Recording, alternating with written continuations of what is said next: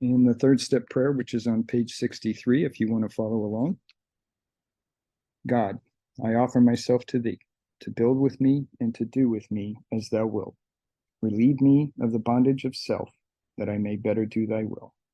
Take away my difficulties, that victory over them may bear witness to those I would help of thy power, thy love, and thy way of life. May I do thy will always. Okay, well, good morning, good afternoon, or good evening, just depending on where you are. And we have got, we're on page, let me get to it, sorry.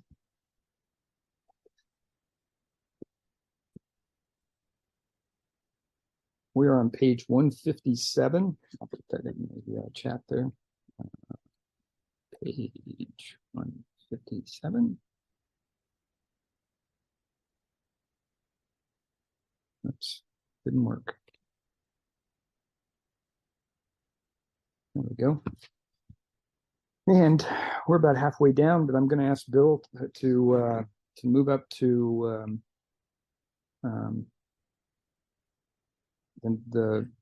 it's yes, that's me. We're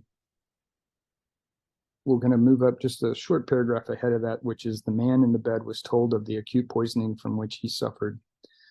And we'll just start there. And if you want to read that plus the next paragraph, Bill, and then we'll stop. Okay. Bill, alcoholic from New Jersey. I'm on page 157, about the middle of the page. The man in the bed was told of the acute poisoning from which he suffered, how it deteriorates the body of the alcoholic and warps his mind. There was much talk about the mental state preceding the first drink. Yes, that's me, said the sick man. The very image. You fellows know your stuff all right, but I don't see what good it'll do. You fellows are somebody. I was once, but I'm a nobody now. From what you tell me, I know more than ever. I can't stop. At this, both the visitors burst into a laugh. Said the future fellow, anonymous, damn little to laugh about that I can see. Yeah, so he's right on the cusp of things. You know, obviously we're talking, the fellows that are talking were probably in the same boat that he was at one point, and they were hopeless. They didn't feel like they were anybody, and he just hasn't been able to see that just yet. He's got it to where it's kind of like the people that have got 1 day or 1 week or even 1 month of sobriety, and then they see somebody that's got 20 years of sobriety. The gap between the week or the month and 20 years is unfathomable at that point. However, you know, this is the same thing. You're on the cusp of being able to accept the program, having the process where you get by which you have the spiritual experience, and essentially he's just not right there yet. But the fellows that are talking to him are sure of themselves, and think and the reason they're laughing is because they've been there themselves, and they've heard it before and know where he's going. Bill? Oh, yeah, this guy that's in the bed, the man in the bed, that's AA number 3, Bill Dotson. And the two guys that are talking to are obviously Bill and Bob. And what they did, they explained to him a little bit about alcoholism. They told him how it deteriorates the body. They told him from the poisoning from which he suffered. They told him how it warps the mind, and they told him about the mental state. That's that strange mental blank spots that makes us drink when we don't want to. We pick up without even realizing it. And then in that next paragraph, it says, I know more than ever, I can't stop. This guy is at the point where he's doing step 1. There wasn't really step 1 written at this time, but the guy's saying, I can't stop. That's probably the simplest way that you can admit that you're powerless over alcohol. And they just explained to him what they did and how they went through it. And okay, let's continue here. Now we're down by the bottom of the page of 157. The two friends spoke of their spiritual experience and told him about the course of action they carried out. He interrupted. I used to be strong for the church, but that won't fix me. I prayed to God on hangover mornings and swore that I'd never touch another drop. But by 9 o'clock, I'd be boiled as an owl. Yep. So basically, he sees it. He's admitting the fact that he's hopeless. He is at that stepping off point, and essentially, he has tried in vain to stop on his own willpower, and obviously that hasn't worked. Bill? Yeah, notice it says the two friends spoke of their spiritual experience. They didn't give him their phone numbers and say, call us when you feel better. No, they didn't give him a list of triggers. They didn't do any of that kind of stuff. They told him what they went through, the course of action that they followed. That's what the people did in the beginning. They didn't go through all this nonsense that you hear in the rooms today that people do. They just sat right down with him and explained the course of action or the steps that they went through. And then it says that he would be boiled as an owl by 9 o'clock in the morning. That basically means drunk as a skunk. I never heard the term boiled as an owl until I read this book. When I grew up, we called it drunk as a skunk. It means the same thing. All right, we're on the top of page 158. Next day found the prospect more receptive. He had been thinking it over.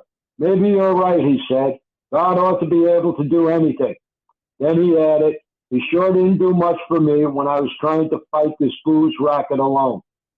On the third day, the lawyer gave his life to the care and direction of his Creator and said he was perfectly willing to do anything necessary. His wife came, scarcely daring to be hopeful, though she thought she saw something different about her husband already. He had begun to have a spiritual experience. All right, so there's a turning point here, and what we've got is that I underline God ought to be able to do anything, which is kind of a reference to step 2, and then even though he's admitting he sure didn't do much for me when I was trying to fight this booze racket alone, so he's realizing in this that he's not able to do this under his own willpower. Then I underlined the next part, which is on the third day, the lawyer gave his life over to the care and direction of his Creator and said he was perfectly willing to do anything necessary, which is a reference back to step 3. And obviously that is a change. So we've really kind of watched this guy kind of admit that he's powerless over alcohol, which is kind of a reference to step 1. He's now understanding that God ought to be able to do anything. So he's essentially doing step 2, and then he's willing to give himself over to the care and direction of his Creator, which is step 3. So within a couple of 3 days, some people go through it much faster than that. Some people go through it within just an hour or so, or minutes. Other people take a lot longer. It shouldn't take that long. These are just 3 steps to kind of get through. But you have to be honest, you have to be sincere, and you have to be willing to go to any length in order to do so. Bill? Yeah, like Leo said, this guy went through, on the previous page, he went through step 1. Now he's doing 2, and he's doing 3. These aren't exactly the steps as we have them written, but it's a reference to the steps. So he did the first 3 steps, and it said he was perfectly willing to do anything necessary. This guy had that gift of desperation. He's willing to follow through and do what these guys are telling him because he wants to get better. He wants to get sober. And the last sentence in that last paragraph says he had begun to have a spiritual experience. So by going through the first 3 steps, this guy started his spiritual experience already. He was on his way to getting better, provided he keeps on going with the rest of the program. Okay, we're approximately in the middle of the page. That afternoon, he put on his clothes and walked from the hospital a free man. He entered a political campaign, making speeches, frequenting men's gathering places of all sorts, often staying up all night. He lost the race by only a narrow margin, but he had found God, and in finding God, he found himself. That was in June 1935. He never drank again. He too has become a respected and useful member of his community. He has helped other men recover and is a power in the church from which he was long absent.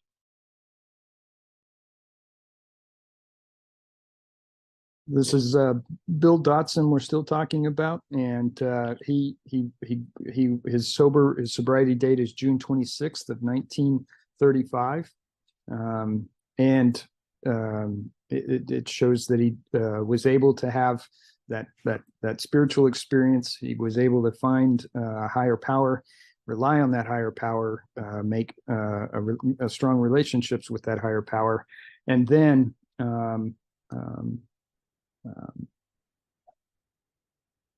as it's I'm sorry, I lost my train of thought there. And he actually became a respectful and useful member of his community, which means that he was somebody now. Remember, in the page prior, he said he was a nobody. He finally came to terms with that and became a somebody.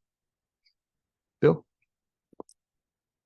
Yeah, it says that afternoon he walked out of the hospital a free man. That means he was free from alcohol. He was recovered at this point.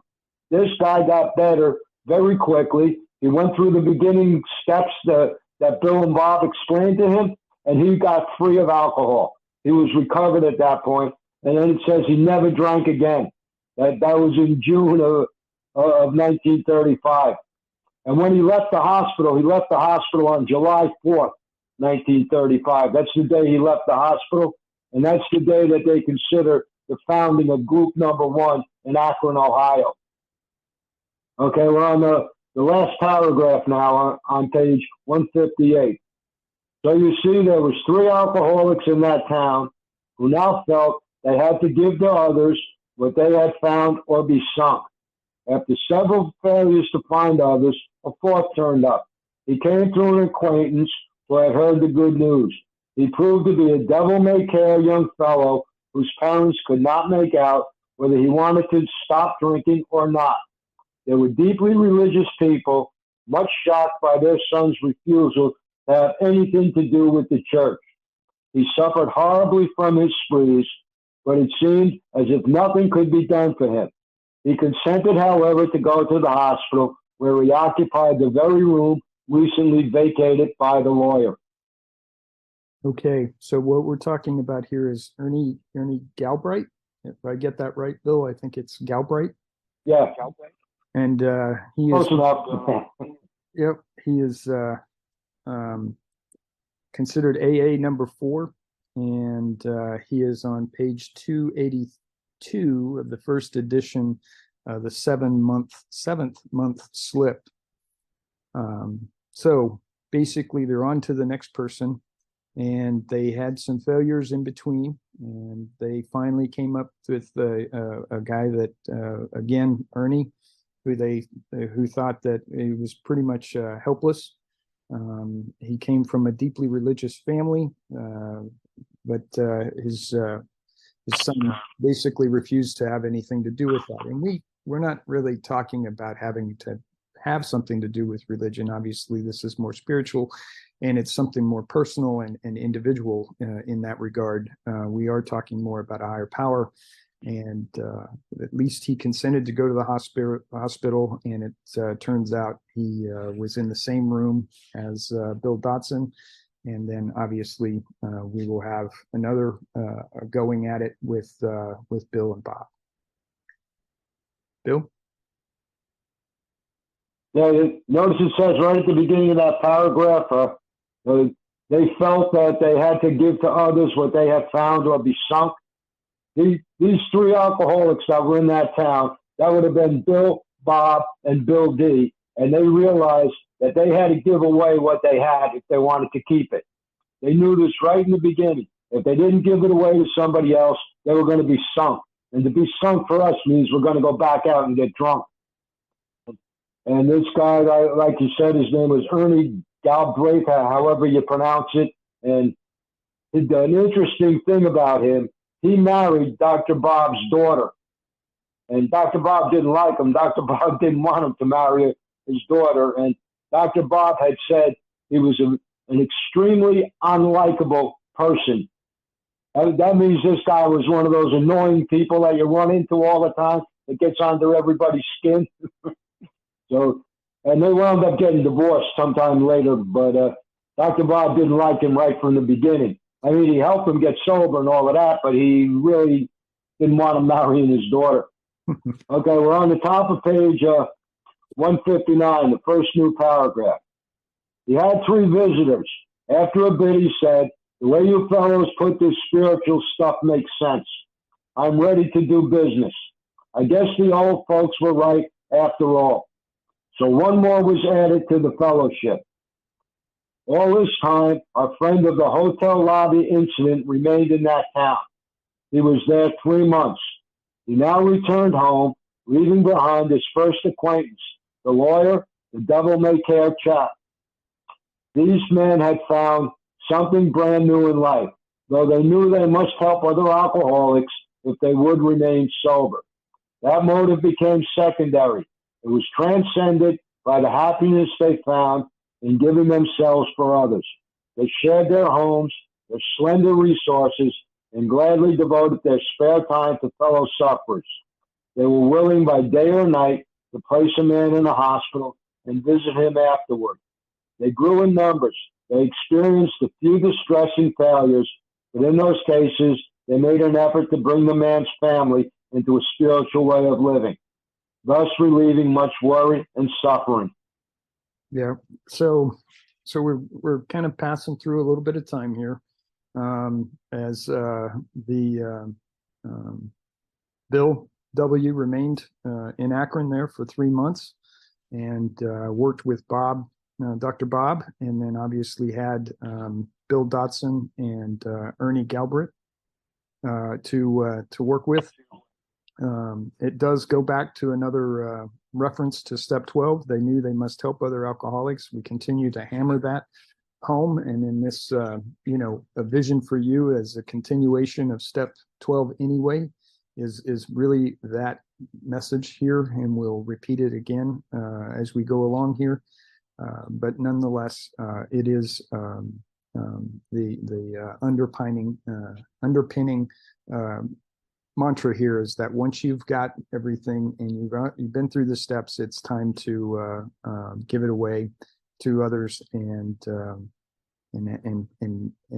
out of that you will find that your sobriety and your recovery is much stronger. Bill?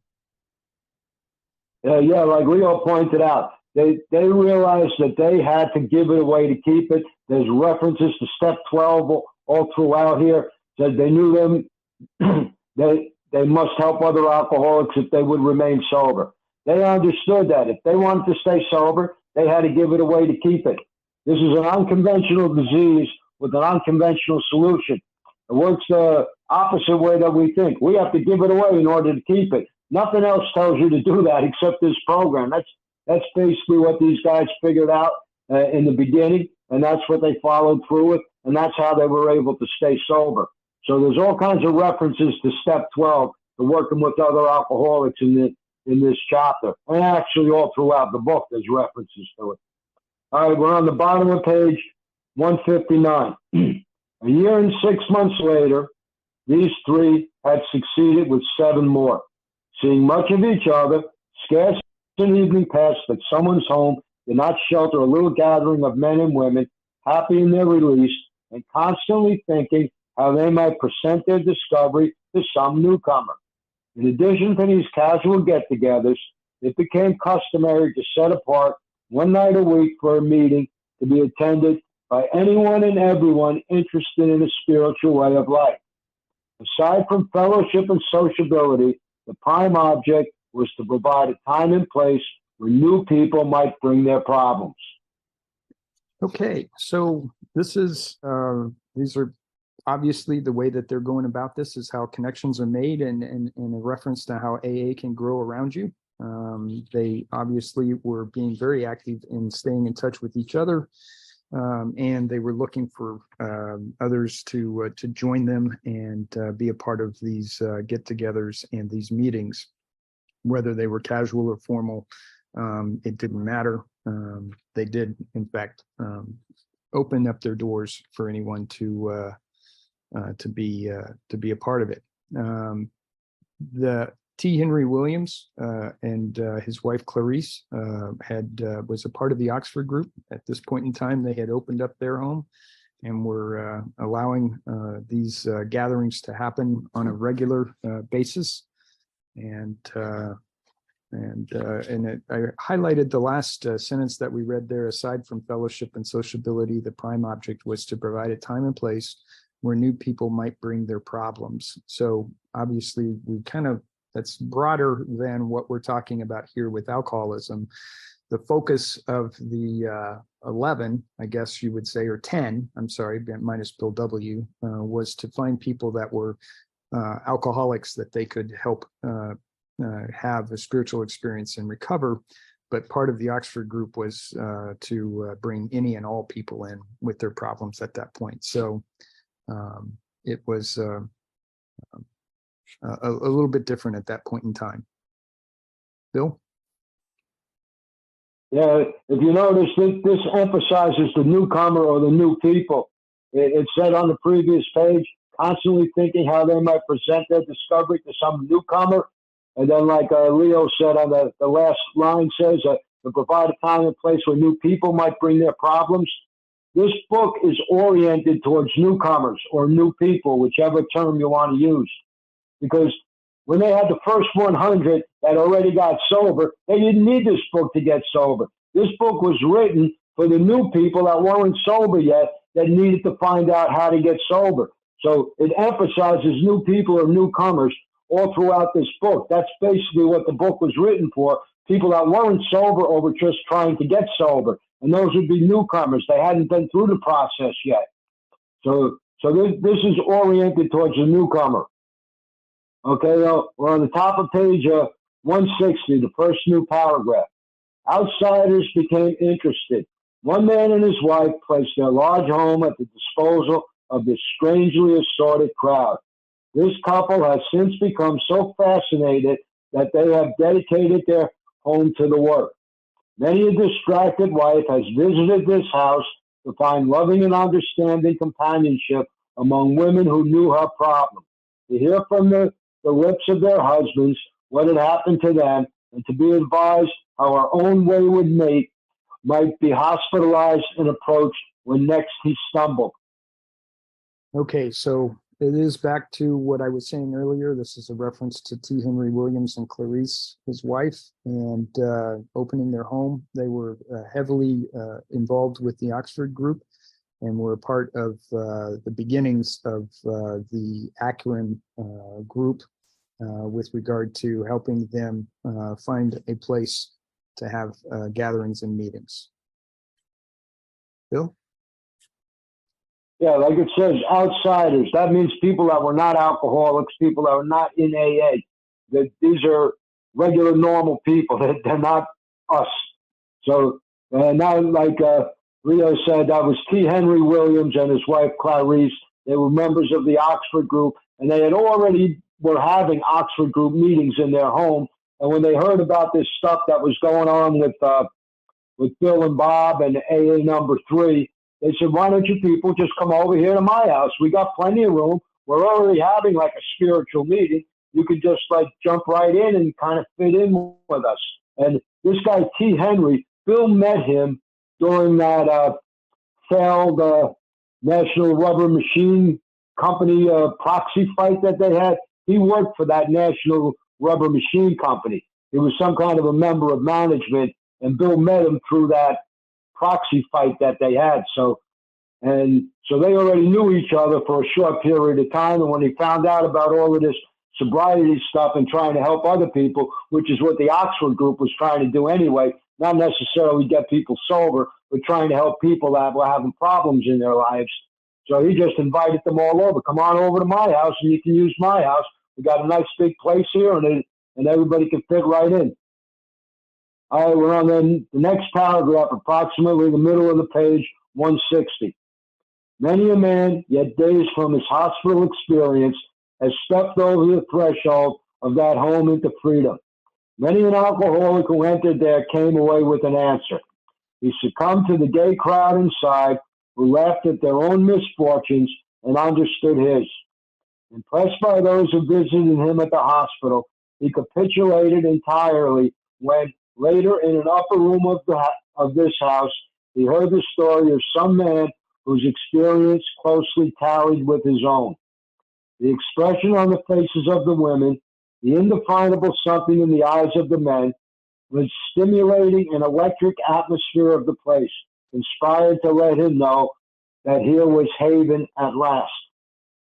Yeah, so there's a lot going on here. They're explaining the experience that people have when they come in, that they know that having had a hospital experience, some need to go to the hospital and have that experience first and then come into these meetings. Others are coming obviously from the hospital, having already had the experience, and they're in the meetings. But he basically, I'm going to say, came into this meeting. They found out that they were among people that had been there, done that knew of his plight, and that would be able to help support and walk them through the process. And he just knew, based on just looking around and listening, that they knew of him, they knew of his problems, and they had his back, and were certainly going to be there to see him through this whole experience of becoming sober and recovering, which is nice, because obviously this is what we want to have with regard to our fellowships, is that you want that warm and welcoming feeling, and that understanding and awareness of what the person's going through, so that they come away knowing that they found a place that they can be open and honest, and show that they can be a part of something that is actually good. Bill? Yeah, but basically what they're doing here is that they're trying to help these people get through what they're going through. And they don't use the word surrender anywhere in this book. But if you notice, about in the middle of this paragraph, it says, he capitulated entirely when later in an upper room of this house. So what they used to do when they first started all of this stuff, and a new person showed up or came to the meeting for the first time, they used to take him into a room upstairs, and he had to get down on his knees, and he had to surrender to God. He had to ask God for help. Otherwise, they wouldn't let him come back down into the meeting. So they don't use the term surrender anywhere in the book. They're using the word capitulated. But if you look that up in the dictionary, it means surrender. Basically, they had to give up the idea that they could do it by themselves and that they didn't need help. And in the last sentence, it says, here was haven at last. Haven is a safe place or a shelter. All right, we're on the last paragraph on page 160. The very practical approach to his problems, the absence of intolerance of any kind, the informality, the genuine democracy, the uncanny understanding with which these people had were irresistible. He and his wife would leave elated by the thought of what they could now do for some stricken acquaintance and his family. They knew they had a host of new friends. It seemed that they had known these strangers always. They had seen miracles, and one was to come to them. They had visioned the great reality, the loving and all-powerful Creator. So we've got really good feelings here. They've got the experience that they want and need, and it's a practical approach. It's one that it comes directly from the book.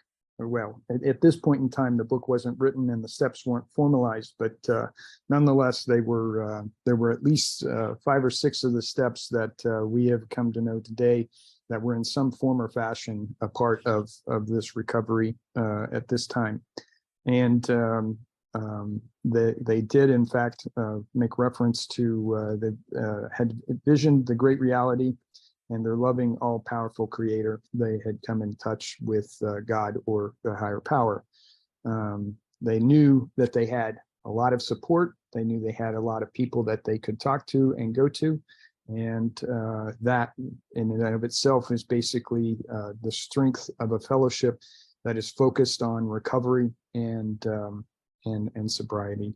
In this case, obviously, there were broader issues that were being tackled, but we're focused mainly on the folks that were there to get sober and recover from alcoholism. Bill?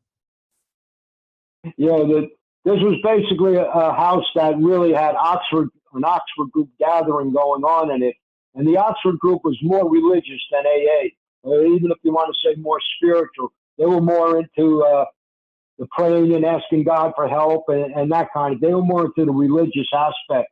And that's what they were finding here at this house. This is where they got a lot of their religious ideas or whatever. And most of the ideas for all of the steps came from the Oxford group, because the Oxford group had their own tenets or their own principles that they were using, if you want to call them spiritual exercises, to help people get better. And Bill put all of that stuff together, and he kind of created the steps out of a lot of the stuff that the Oxford group was already doing. Okay, we're on the first new paragraph on page 161. Now this house will hardly accommodate its weekly visitors, for they number 60 or 80 as a rule. Alcoholics are being attracted from far and near. From surrounding towns, families drive long distances to be present. A community 30 miles away has 15 fellow Alcoholics Anonymous. Being a large place, we think that someday its fellowship will number in the hundreds. But life among Alcoholics Anonymous is more than attending gatherings and visiting hospitals, cleaning up old scrapes, helping to settle family differences, explaining the disinherited son to his irate parents, lending money and securing jobs for each other when justified. These are everyday occurrences. No one is too discredited or has sunk too low to be welcomed cordially if he means business. Social distinctions, petty rivalries, and jealousies are laughed out of countenance. Being wrecked in the same vessel, being restored and united under one God, with hearts and minds attuned to the welfare of others, the things which matter so much to people no longer signify much to them. How could they? Yeah, how could they? This house is only so big. Obviously, they make reference to the fact that it's starting to get to the point that between 60 and 80 people, as a rule, is just almost too big. It is too big for them to be able to handle on a nightly basis. But it does say that there are actually alcoholics being attracted from far and near. The word's getting out. People are starting to talk about the success that people are having with regard to this program, and people are coming to it from long distances. It does make reference to the fact that there's a community 30 miles away, 15 fellow Alcoholics Anonymous, a part of Alcoholics Anonymous.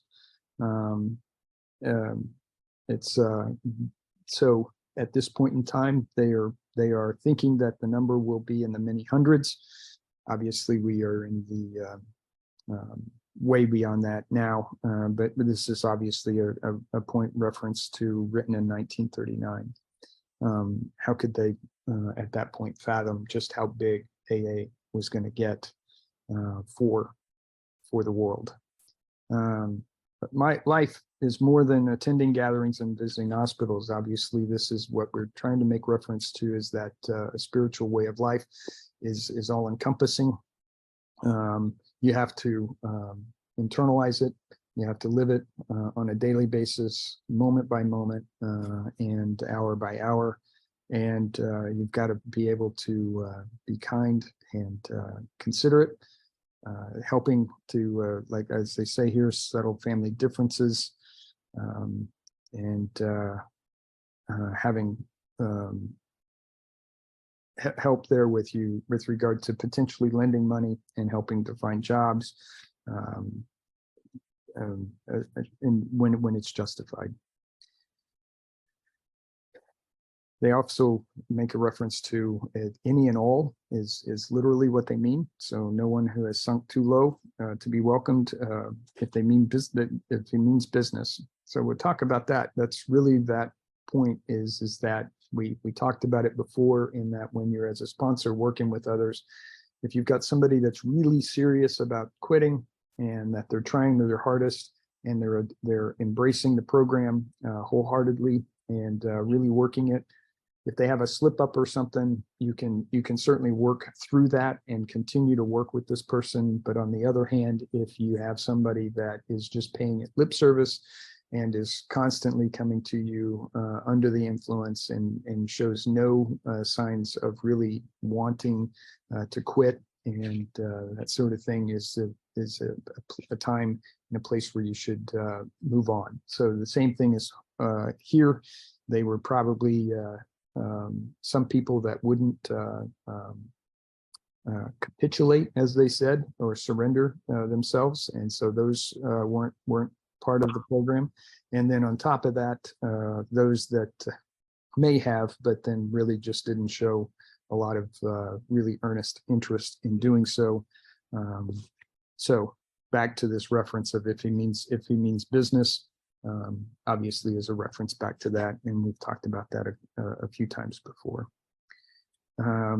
There is no, while the Oxford group was more of a middle and upper class type program, the Alcoholics Anonymous is not, and no matter what your socioeconomic background is, your political affiliations, your religious beliefs, no matter what, there is those aren't counted and or looked upon as being requirements to be a member of AA. And everybody basically is united under a similar higher power. They can be different for everybody, but obviously it's that strength, that inner strength that you have to find and make a relationship with and be a part of. Bill? Yeah, it mentions here the community 30 miles away. That was Cleveland, Ohio. The people from Cleveland that got into this AA in the beginning, what they did, they came down to Akron to go to the meeting that was in Akron. They didn't have their own meeting in Cleveland. Later, after the book came out, they broke away and they started their own meeting in Cleveland. But when this was all going on and taking place, the people from Cleveland and the people from Akron were all going to the same meeting in Akron. They only had one meeting, but they had two different groups there for what we would call two different AA groups going to this T. Henry Williams home. And at the end of that last paragraph, it says, with hearts and mind attuned to the welfare of others. They're constantly hammering home that point. We're supposed to be worried about other people, what we can do to help others. That's what our minds are supposed to always be on, and that's what we're supposed to do, try to help others. That's how we get better, by trying to help other people get better. All right, we're down all the way down on the bottom of the page, the last paragraph. Under only slightly different conditions, the same thing is taking place in many eastern cities. In one of these, there is a well-known hospital for the treatment of alcoholic and drug addiction. 6 years ago, one of our number was a patient there. Many of us have felt for the first time the presence and the power of God within its walls. We are greatly indebted to the doctor in attendance there, for he, although it might prejudice his own work, has told us of his belief in ours.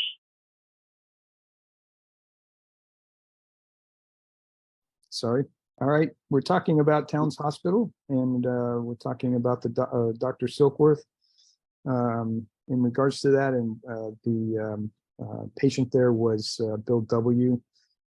Slightly different in that there wasn't as close a tie to the Oxford group over in the eastern cities.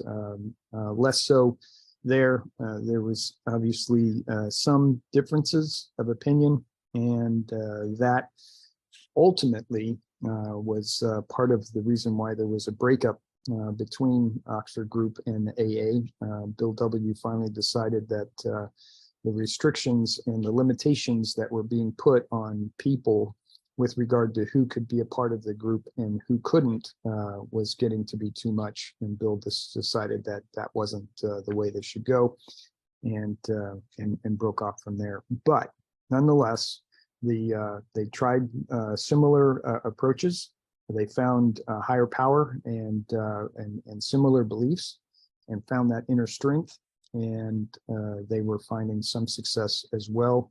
I don't know if you compared the two. It seems that Akron was kind of ahead of the eastern cities and grew faster.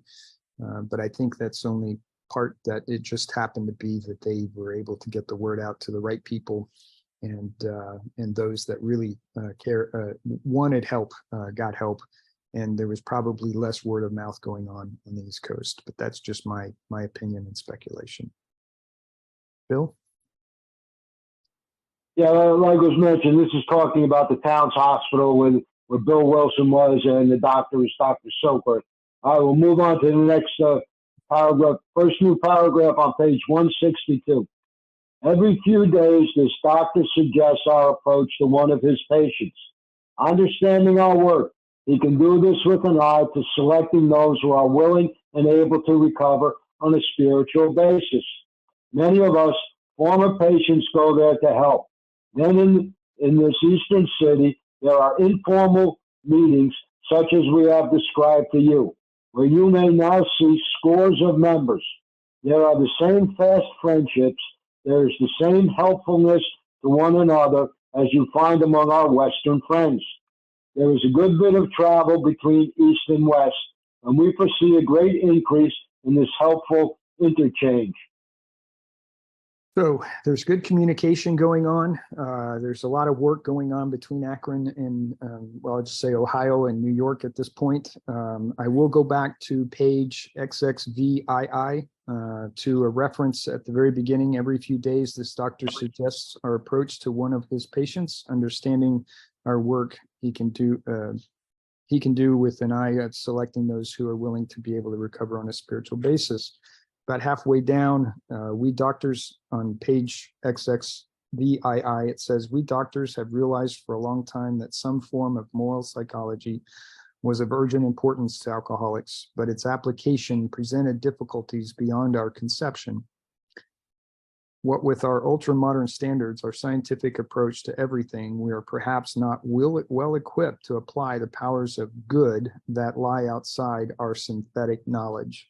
So it's nice that the doctors were willing to admit that there was something that they were missing in their approach, and that this approach, obviously AA and the program had something that they didn't have, and they recognized that and were willing to embrace it and allow it in. Bill? Yeah, this is one of the reasons that they had such a good recovery rate in the beginning. They were handpicking the people to come into AA. Bill used to go back to the Towns Hospital, talk to Dr. Soakworth, and have the doctor pick out who he thought was serious and really wanted to get sober.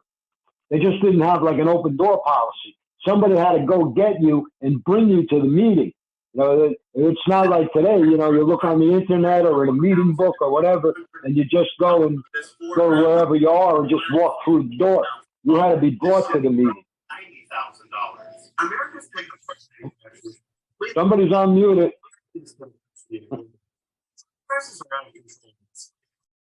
We got him. Okay. Okay. Now we're towards the bottom of the page 162.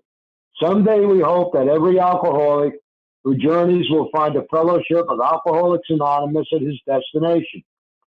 To some extent, this is already true. Some of us are salesmen and go about. Little clusters of 2s and 3s and 5s of us have sprung up in other communities. Through contact with our 2 larger centers, those of us who travel drop in as often as we can.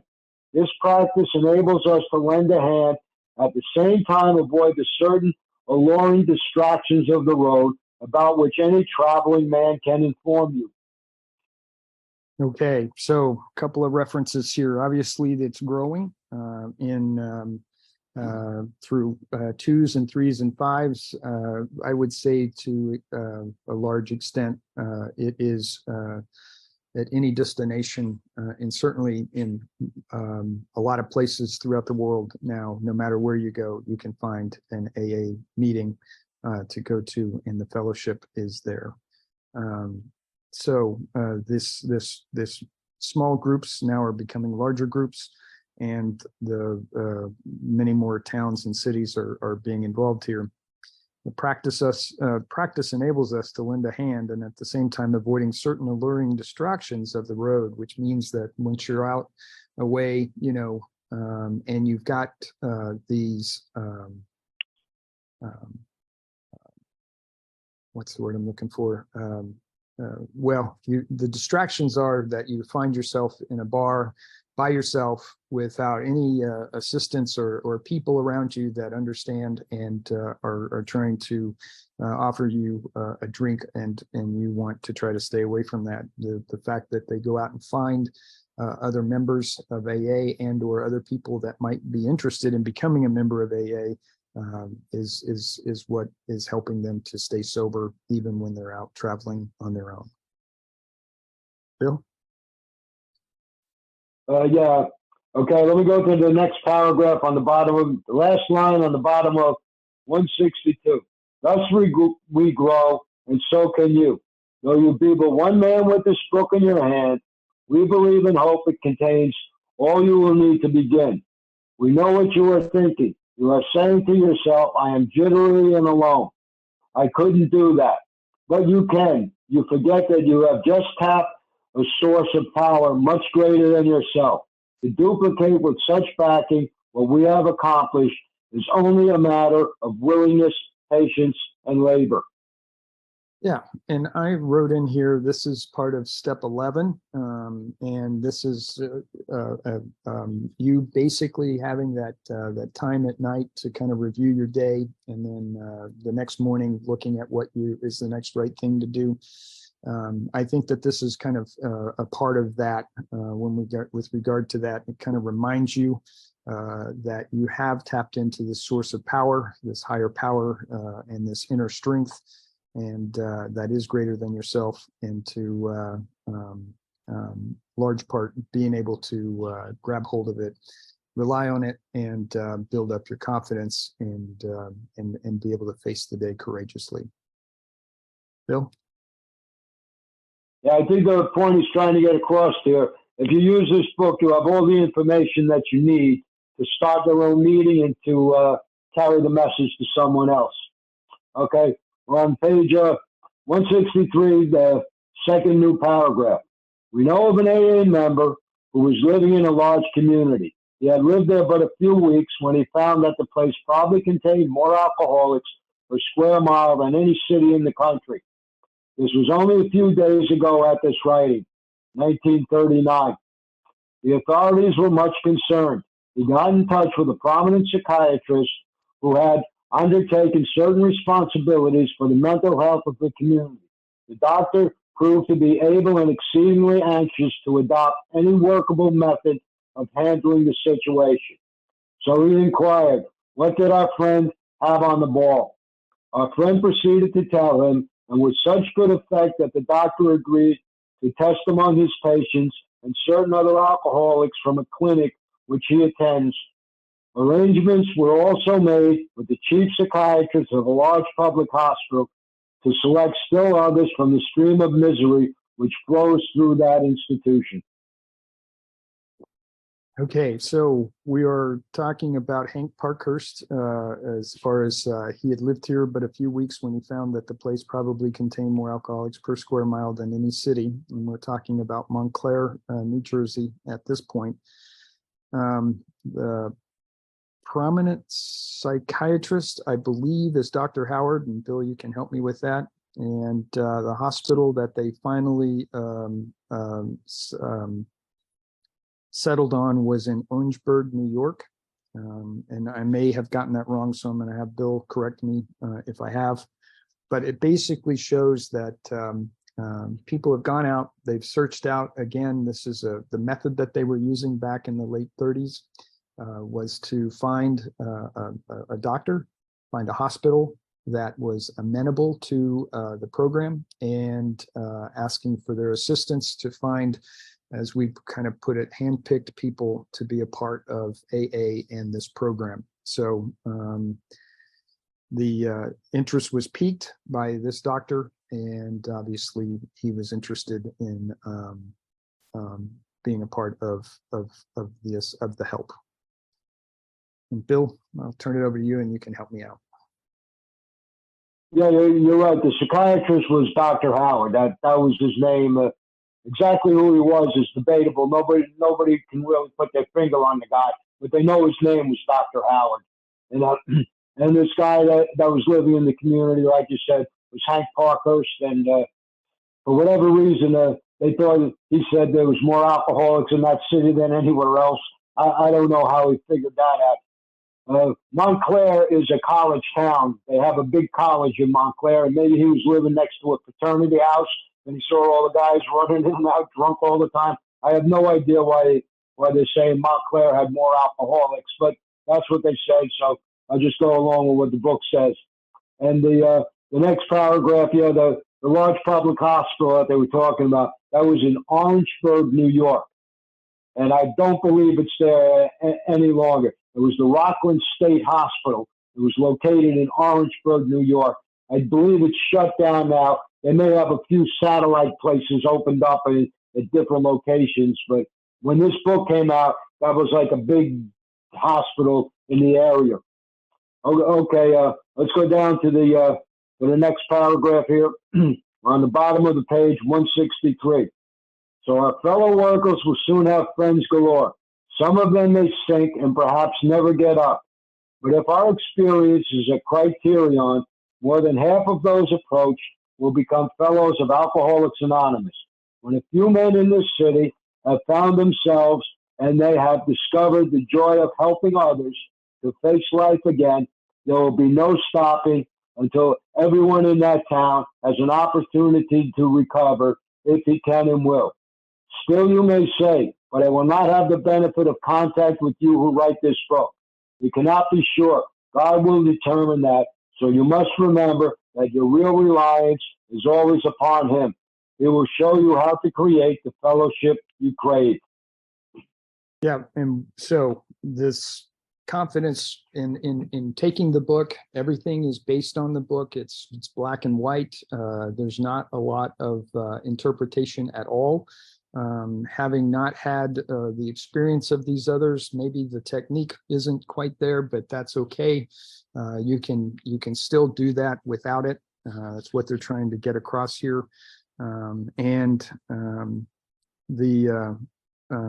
They're hoping that more than half of the people approached will become a part of AA and face their challenges of the program as well. Now, I'm not sure if that's exactly true, and that's a percentage as far as half or more, but they also make a reference back to the if they're willing and to do whatever it takes, and that is if he can and will.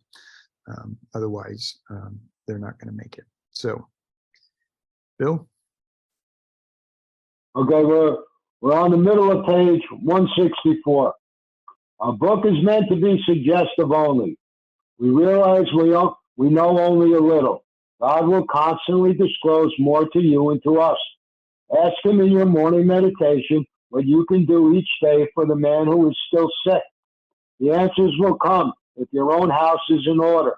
But obviously, you cannot transmit something you haven't got. See to it that your relationship with him is right, and great events will come to pass for you and countless others. This is the great fact for us. Abandon yourself to God as you understand God. Admit your faults to him and to your fellows. Clear away the wreckage of your past. Give freely of what you find and join us. We will be with you in the fellowship of the Spirit, and you will surely meet some of us as you trudge the road of happy destiny. May God bless and keep you until then. Sure. And so don't want to diminish this at the beginning here. It says our book is meant to be suggestive only. We realize we only know a little, and God will constantly disclose more to you and to us And this is back to a reference to step 11, asking in your morning meditation what you can do each day for the man who is still sick. And answers will come as long as you are right with your higher power and you've got a strong relationship there, and one that is still strong in recovery. And this is going to extend beyond you. You know, you'll help somebody and somebody else will help somebody else, and then it just keeps growing from there. And it does say, you know, give yourself completely over to your higher power and clear away the wreckage of your past. It's a constant work that needs to be done on a daily basis, and give freely of what you find and be a part of the program.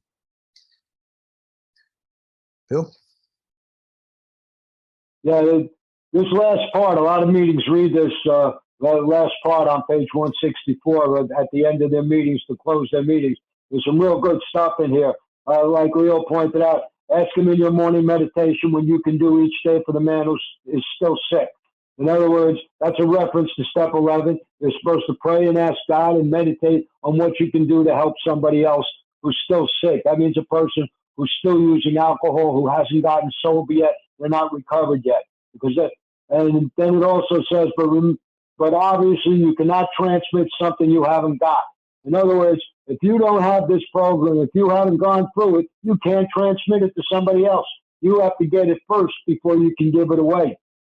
And then there's second to the last paragraph. It's got the whole program here outlined in this small little paragraph. And basically, the way I understand this is directed to a newcomer. It says, abandon yourself to God as you understand God. That's basically steps 1, 2, and 3.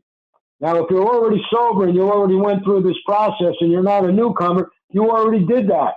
This is telling the person who's reading this book to abandon themselves to God. In other words, it's not saying this is what we did, we abandoned ourselves. This is a direction. He's giving you a directive here. You're supposed to abandon yourself to God. And the only one that needs to do that is someone who hasn't done it yet. So that would be a newcomer. This whole thing is directed towards a newcomer. Then it says, admit your faults to him and to your fellows. That's basically steps 4 through 7. Clear away the wreckage of your past. That's steps 8 and 9. Give freely of what you find and join us. That's 10, 11, and 12. We shall be with you in the fellowship of the Spirit, and you will surely meet some of us as you trudge the road of happy destiny. Notice it says the road of happy destiny, not the road to happy destiny. If you're on the road to somewhere, that means you haven't got there yet. If you're on the road of happy destiny, that means you've already got there. The road is to happy destiny. In other words, the joy is in the journey. By going down this road, you don't have to get to the end of it. You're traveling this road and you're trying to help people all along the way as you're going, and that's the happy destiny. That's what makes you better, and that's what's going to fulfill your spirit. That's all I got. We're right up about at 1 o'clock. Thanks a lot for letting me share. Thank you, Bill. I really appreciate your assistance today and partnering with me in this. Let's go ahead and close out with the Serenity Prayer, and then we'll open it up. God, grant me the serenity to accept the things I cannot change, the courage to change the things I can, and the wisdom to know the difference.